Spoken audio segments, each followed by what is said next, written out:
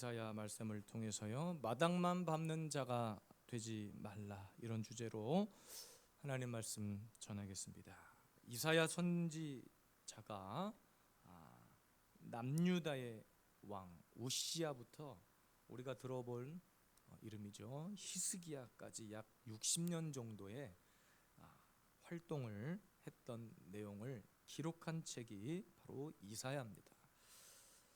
하나님의 심판과 또 회복을 위한 메시지를 기록하고 있어요. 오늘도 우리가 말씀 끝에 너희가 나와 함께 변론하자, 너희의 죄가 주홍 같을지라도 희게 될 것이다.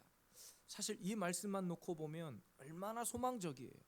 그러니까 여전히 하나님이 저와 여러분들에게 어떤 기회를 주고 계신 거거든요.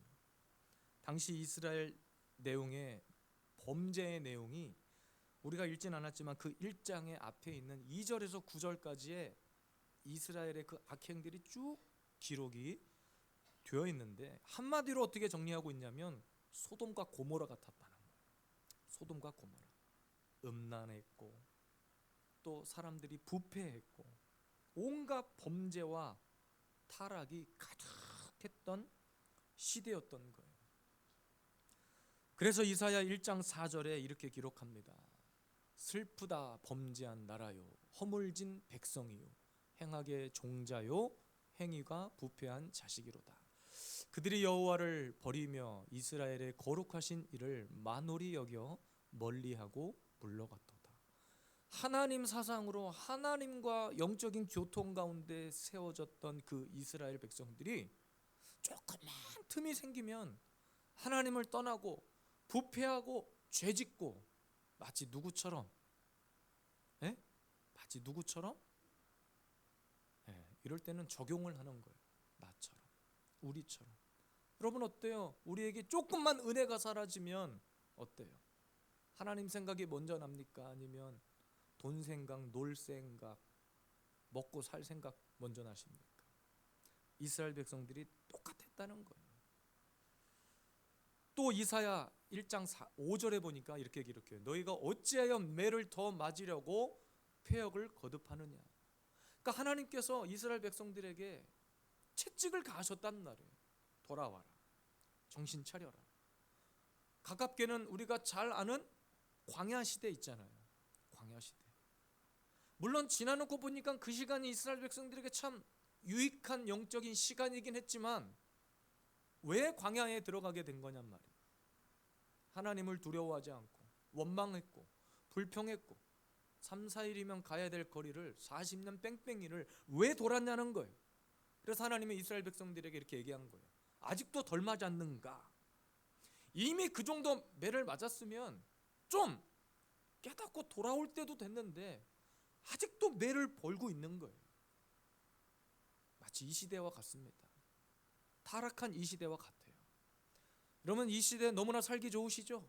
막 날에서 돈도 주고 먹고 살기 너무 좋아졌잖아요. 그러면 그럴수록 우리 안에 어떤 본성이 튀어나오냐면 죄를 짓고자 하는 본성이 계속 튀어나오는 거예요. 계속. 마치 이 시대를 보는 듯합니다.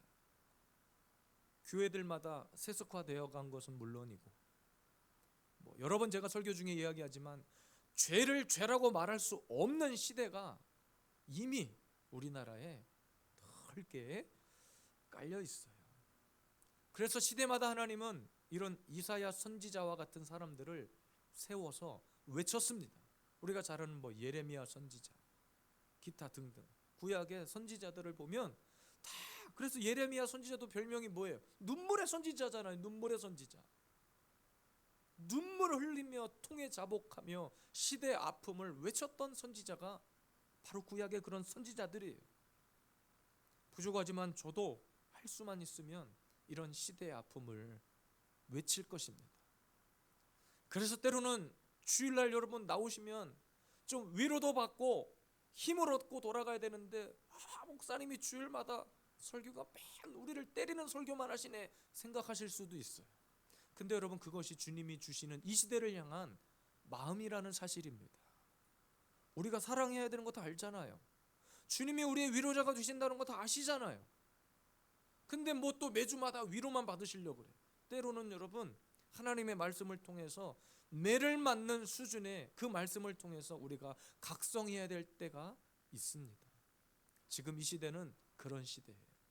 정신 차리지 않으면 마귀의 밥이 되는 시대가 됐습니다. 그럼에도 불구하고 오늘 이스라엘 백성들이 양심은 있어서 오늘 본문을 보니까 교회도 나가고 봉사도 하고 헌금도 하고, 그런데 그런 자들을 향해서 주님이 본문 12절에 뭐라고 말씀하셨냐면 마당만 밟는 자들이다 그랬어요. 마당만. 겉에 막 훑고 가버렸다는 거예요. 이 말은 교회를 나오긴 나왔다니까요. 예배를 드리긴 드렸다니까요. 오늘도 주일 성수 하잖아요. 그런데 하나님의 깊은 곳까지 나아가지 못하는 거예요. 하나님의 샘이 터지는 그곳까지 나아가지 못하는 거예요. 오늘도 우리 사랑하는 예수비전 세움교회 성도 여러분, 우리는 마당만 밟고 가는 자가 아니라 하나님의 깊은 샘이 터지는 그곳까지, 하나님이 부르신 그곳까지, 늘 말씀드리지만 가는 길이 협착하고 좁은 길입니다. 그런데 주님이 오라 하시는 그 길을 향해서 막힘없이 나아갈 수 있는 이 시대의 참된 성도들이 되시기를 주님의 이름으로 축복합니다. 마당만 밟지 않는 자가 되려면 여러분 오늘 세 가지를 명심하십시오. 첫 번째는 보이로 나오지 않아야 된다는 거예요. 12절 말씀 한 번 더 읽겠습니다. 너희가 내 앞에 보이러 오니 이것을 누가 너희에게 요구하였느냐? 내 마당만 밟을 뿐이니라 그랬습니다. 오늘 말씀의 책망의 대상은 이스라엘 백성들이죠. 그들을 향해서 하나님은 소돔과 고모라와 같은 그 소돔의 관원이라고 했습니다. 고모라의 백성이라고 말하는 거예요. 이 말은 얼마나 너희들이 지금 죄악 가운데 쩌들어 있는가를 하나님께서 지적하고 계신 거예요. 부패한 자식들이라는 거예요. 그런데 그런 부패한 자식들임에도 불구하고 나름 이스라엘 백성들이 몸에 밴 어떤 습관과 같은 행위들이 있었던 거예요. 그래서 본문 11절에 보니까 번제와 살찐 짐승을 드리고 하나님 앞에 제물도 드려요. 그런데 문제는 뭐냐? 하나님이 기뻐하지 않으신다는 거예요. 그 이유가 뭐냐? 보이로 나왔다는 거예요. 보이로. 그래서 본문 13절에도 헛된 제물이라고 말했어요. 그것들이. 그 이유는 하나님을 의식한 제물이 아니라 사람을 의식한 제물이었다는 거예요. 자기 체면 때문에 나왔다는 거예요. 그냥 주일이니까 어쩔 수 없이 나왔다는 거예요. 마당만 밟는 자들은 어떤 자들이냐? 하나님이 아니라 자기 자신 그리고 사람을 의식하는 거예요. 그러니까 오늘도 말씀 가운데 보이로 나왔다고 지적하는 것은 우리는 사실은 보이는 것 때문에 신앙생활하는 자들이에요? 아니면 보이지 않는 그 어떤 영적인 것을 추구하는 자들입니까? 두말할 것도 없이 두 번째죠. 보이는 것이 다가 아니라는 것은 우리는 이미 다 알아요. 하나님 나라 보셨어요? 천국 갔다 와 보셨어요? 하나님 만나셨습니까? 눈으로 보셨어요? 그런데 우리는 믿잖아요. 눈으로 보지 않았는데도 나와서 예배드리고 찬양 가운데 은혜가 넘치면 눈물도 나고 내 안에 막 기쁨이 솟아나잖아요. 그것이 보이지 않는 영적인 가치예요. 근데 이 땅에 많은 사람들은 눈에 보이는 것을 쫓아갑니다. 그래서 오늘 본문 12절에 하나님이 그렇게 말씀하시는 거예요. 이것을 누가 너희에게 요구했냐는 거예요. 누가 그따위로 예배를 드리라고 했냐고 주님이 말씀하시는 거예요. 이 부분을 원문 그대로 직역하잖아요. 이렇게 되어 있습니다. 그것을 누가 너 같은 사람에게 요구했느냐? 이렇게 묻고 있는 거예요.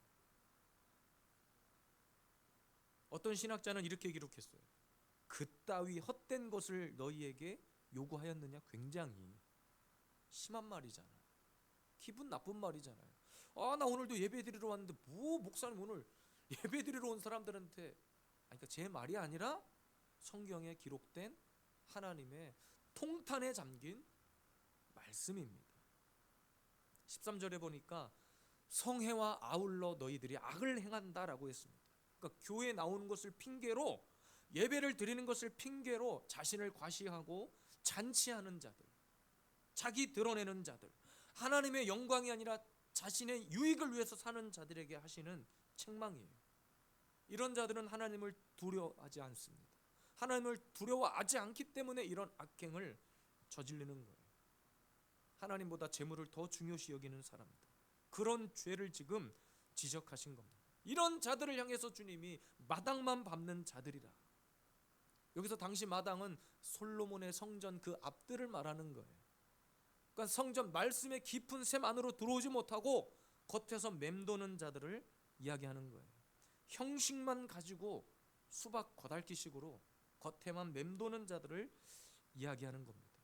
여러분, 갈수록 이 시대 교회가, 성도들이 이런 보이는 것을 의지하는 경우가 많아요.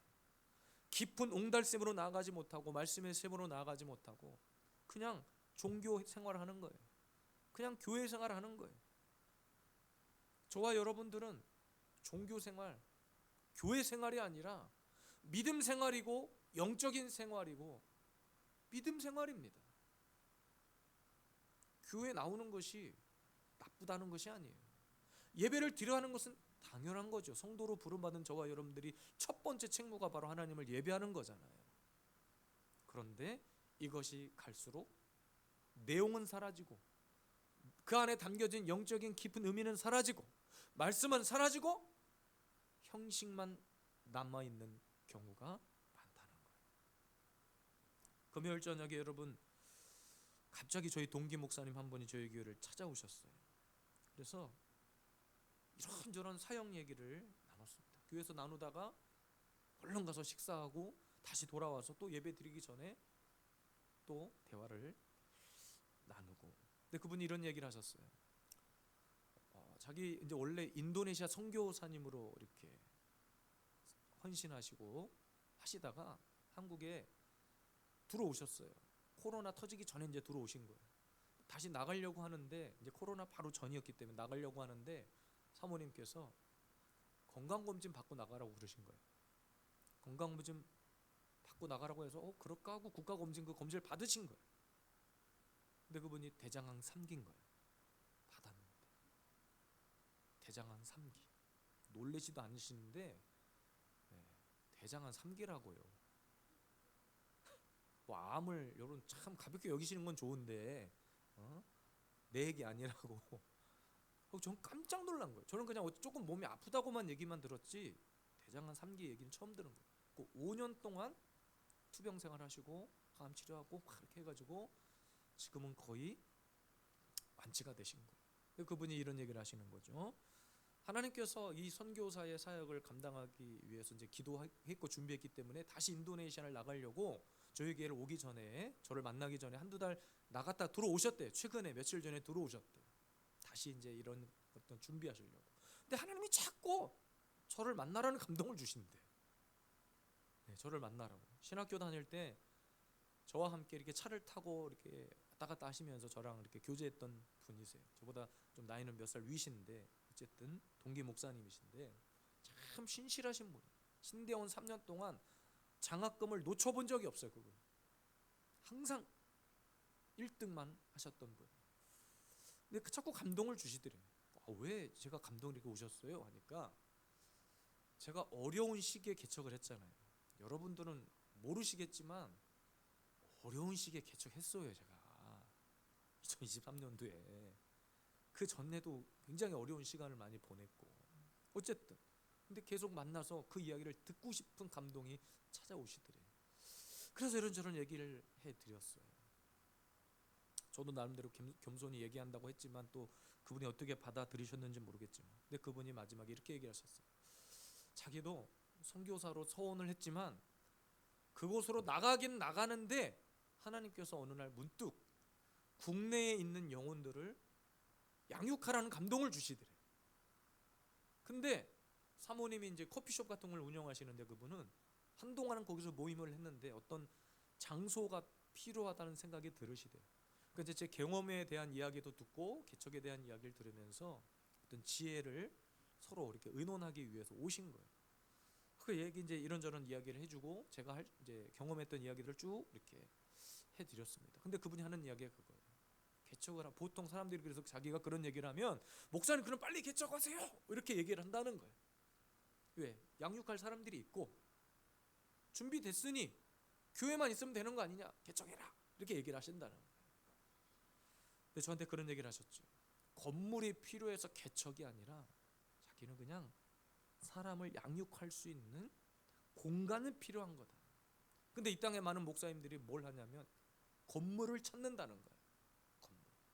참 영적으로 제가 많은 찔림이 오기도 했고 깨달은 시간들이었습니다. 물론 저희 교회가 뭐 잘못됐다는 얘기가 아니라 그분에게 주신 감동이에요, 그거는. 그래서 어떤 교회 개척이 아니라 자기에게 맡겨주신 그 영혼들을 케어해야 되겠다. 그리고 그것부터 해놓고 다시 또 선교지로 나가시겠다는 거예요.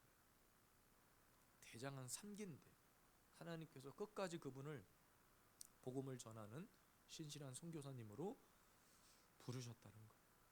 여러분, 얼마나 이 땅에 많은 사람들이 보여지는 것, 내 눈앞에 보여져야 하는 것 때문에 그것 때문에 아파하고 애쓰는지 아십니까?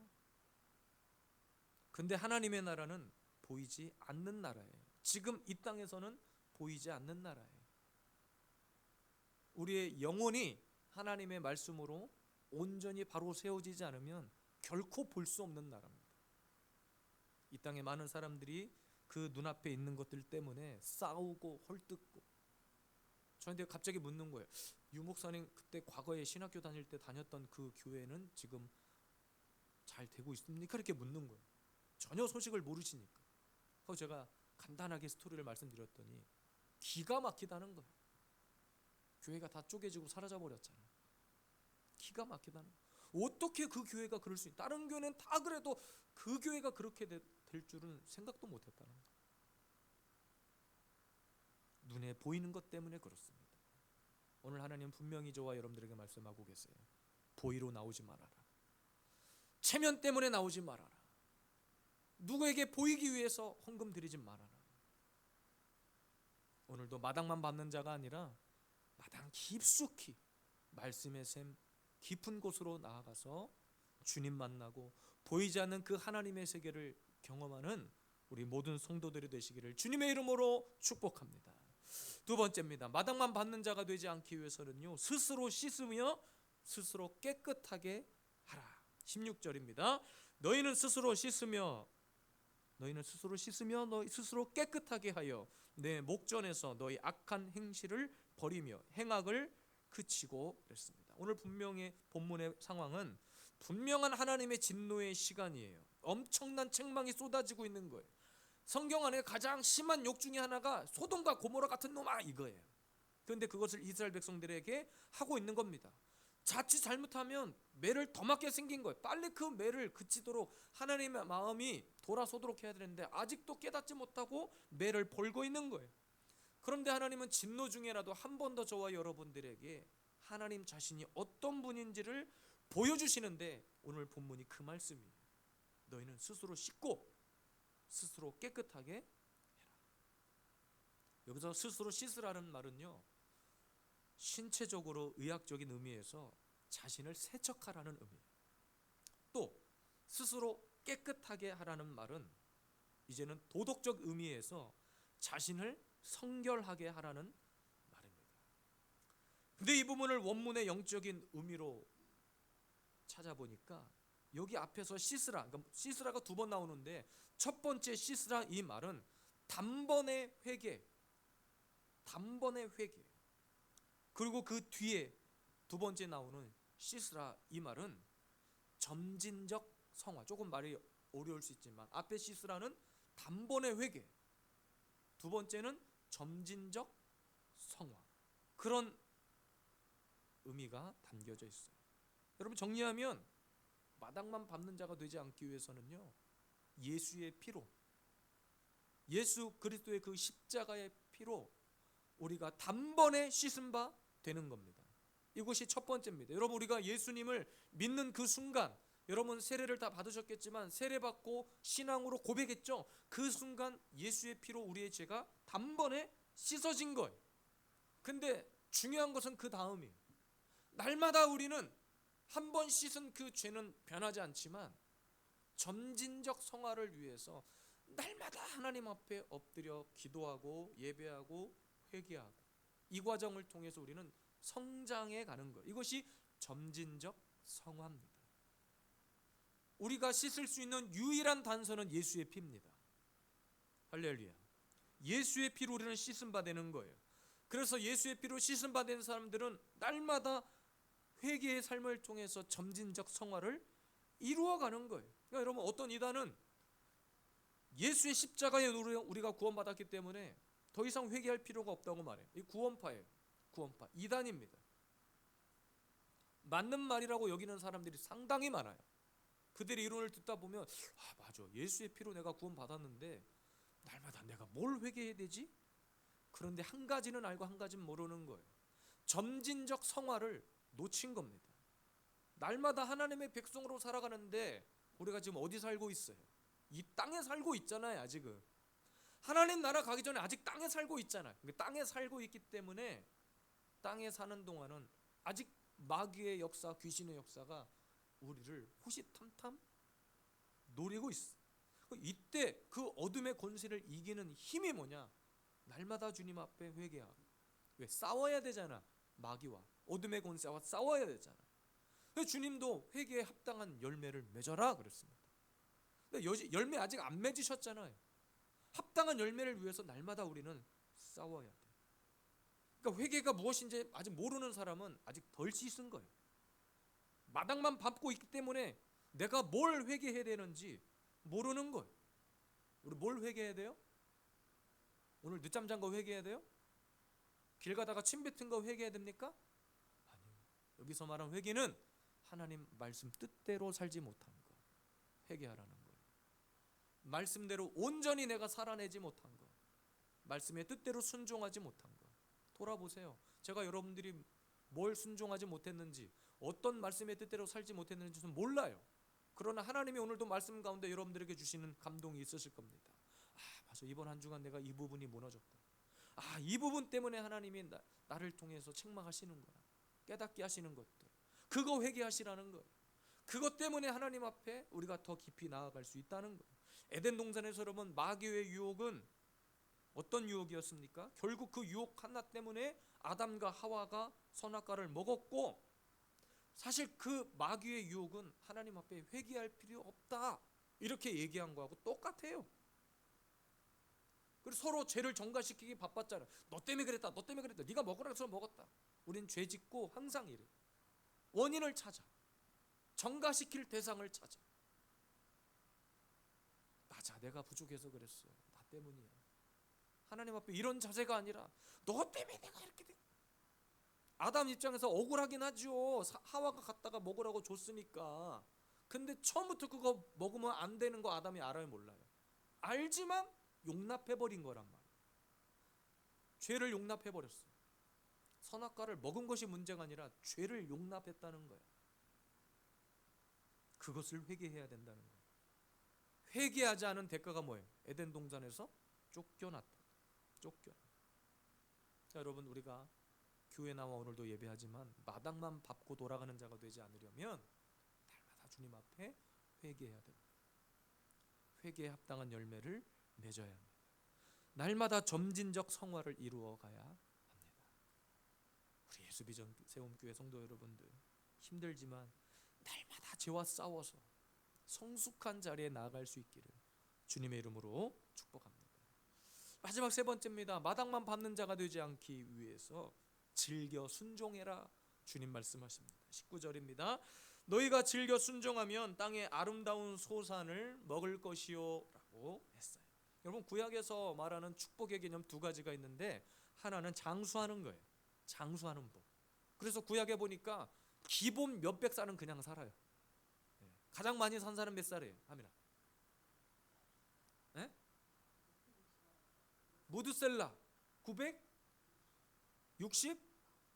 이건 뭐, 여러분, 우리가 저 우리 제일 연장자 되신 홍순환 집사님 지금 95세신데 960살을 이 땅에 살고 있다고 생각해 보세요. 근데 구약의 축복의 개념은 그거예요. 장수하는 거. 그리고 두 번째는 땅의 소산을 먹는 거예요. 땅의 열매.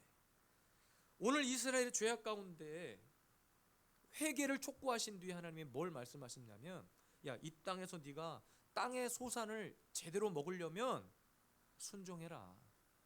뭘 순종하라는 거예요? 지금 그 앞에 정신 차리고 매 들맞으려면 회개해라. 지금 이 말이에요. 회개를 해라 이 말은 순종해라. 내 말 들어라 이 말이에요. 그런데 오늘 말씀에 즐겨라는 말이 붙어 있어요. 순종을 하는데 즐겨. 근데 이 즐겨라고 하는 말의 히브리 원문 뜻이 뭐냐면 호흡하다예요. 호흡하다. 누구와 호흡을 하라는 거예요? 영적인 원리가 숨겨져 있죠. 하나님과 호흡하라는 거예요. 이 시대로 말하면 말씀의 템포에 맞춰서 순종하라는 거예요. 그래서 즐겨 순종한다는 것은 여러분 하나님 말씀에 예민하게 우리가 반응하는 거예요. 주의 종의 가르침에 예민하게 아멘하는 거예요. 그것이 즐겨 순종하는 겁니다. 그것이 하나님과 호흡하는 방법입니다. 그래서 그 순종의 결과가 뭐예요? 땅의 아름다운 소산을 먹는다고 했습니다. 반대로 여러분 아담과 하와가 범죄한 이후에 하나님께서 뭘 저주했냐면요, 창세기 3장 18절에 보니까 땅이 너에게 가시덤불과 엉겅퀴를 낼 것이다 그랬어요. 이게 범죄한 이후에, 회개하지 않고 범죄한 이후에. 또 가인이 동생 아벨을 죽였을 때도 창세기 4장 12절에 이렇게 저주했습니다. 너가 밭을 갈아도 땅이 다시는 그 효력을 너에게 주지 아니할 것이다. 땅을 저주해 버렸어요. 가장 먼저 하나님이 저주한 게 땅을 향한 저주였습니다. 여러분 이것이 순종과 밀접한 관계가 있는 거예요. 아까도 말씀드렸다시피 이 시대 성도들이 신앙생활이 아니라 교회 생활을 하는 거예요. 그러니까 순종하지 못해요. 믿음 생활하고 영적인 생활을 해야 되는데 교회 생활, 종교 생활을 하니까 순종과 거리가 먼 삶을 사는 거예요. 신앙 생활을 하고 영적인 생활을 하고 믿음 생활을 하는 사람은 하나님과 호흡할 줄 아는 사람이에요. 하나님과 호흡할 줄 아는 사람이라는 것은 즐겨 순종한다는 뜻이에요. 목사의 가르침대로, 성경의 가르침대로 따라가겠다는 고백이에요. 말씀의 템포에 따라가는 것, 그것이 순종입니다. 요즘 교회마다 부목사, 전도사님들 구하는 것이 하늘의 별 따기래요.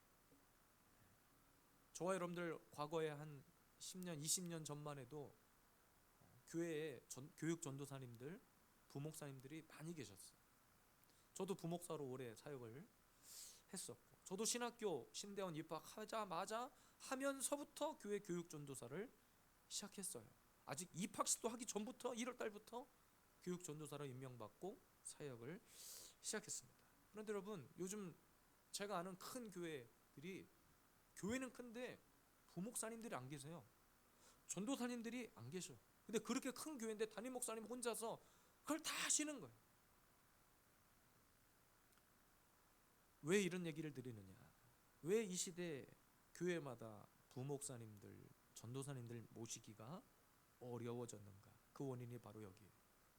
과거에는 저 때만 해도 라떼, 이런 얘기하면 참 이게 꼰대가 되는데, 라떼만 해도 배우기 위함이 있었고 훈련받기 위함이었어요. 교회가 크든 작든 그곳에서부터 배우는 거예요. 배워야 훈련이 돼야 실전에서 써먹으니까. 근데 요즘 신학생들 사이에서는 그런 게 없어졌다는 거예요. 요즘 MZ세대 전도사님들은 교회 사역을 딱 오면은 4대 보험 해주실 겁니까? 학비는 얼마큼 내주실 겁니까? 이거 따지고 들어오는 거예요. 저도 어제 금요일날 우리 동기 목사님과 그런 얘기를 하면서 주일학교 우리 아이들 자녀 교육 얘기하면서 좀 아이들에게 열정이 넘치는 그런 전도사님 한 분을 딱 모시면 나는 이 교회에서 생활비를 안 받아도 그 전도사님에게 사례비 조금 드리면서 아이들과 함께 토요 모임도 하고 전도도 하고 아이들 가르칠 수 있는, 나는 그 전도사님이라도 한번 모셨으면 좋겠다, 이런 이야기를 나눴어요. 그 요즘 MZ 세대 부목사님들, 전도사님들은 순종에 대한 개념이 없는 거야. 내가 여기서부터 밑바닥부터 하겠다는 개념이 없어. 그러니까 부목사 안 하는 거예요. 그냥 공부만 하겠다는 거예요. 그럼 박사학위 받으면 목사님이 목회 잘하실 것 같아요? 제가 박사학위가 없어서 그런 거 아닙니다. 박사학위가 없다고 제가 샘내서 그런 게 아니라 박사학위 받으신 목사님들이 막 영성이 쏟아지고 막 부흥하고 그러실 것 같으세요? 아니에요. 제가 아는 어떤 목사님 얘기를 들어보니까 교회에 자꾸 이력서를 내는데 떨어지고 안 되고, 그래서 어느 병원 사역에 이력서를 내는데 스펙이 장난이 아니래. 막 박사학위가 몇 개씩 있는데도 교회에 사역을 못하고 병원 원목 이렇게 지원하시고 그러고 계시대. 배우기 싫어하고 훈련받기 싫어하고, 다시 말하면 순종하기 싫으니까 따지는 거예요. 4대 보험 해주십니까? 퇴직금 주십니까? 휴가비는 얼마 주실 겁니까? MZ세대 전사는 그거부터 따지신다잖아요. 어떤 여러 가지 잘못된 상황들이 있어서 그렇겠지만, 어쨌든 여러분, 순종이 싫은 사람은, 순종이 어렵다고 말하는 사람은 가장 뭘 먼저 점검해야 되는가? 내가 하나님과 호흡이 원활한가? 하나님과의 영적인 소통이 내가 과연 원활한 상태인가를 점검해 보아야 합니다. 우리 예수비전 세움교회 성도 여러분, 오늘도 주일 예배 나오신 여러분들, 우리는 마당만 밟고 돌아가는 자들이 아니라 말씀의 샘 깊숙이, 오늘도 저와 여러분들의 몸과 마음이 영혼이 하나님의 말씀으로 온전히 적셔지는, 즐겨 순종하는, 하나님과 영적인 호흡이 원활해지는 그런 교회, 그런 성도님들 되시기를 주님의 이름으로 축복합니다.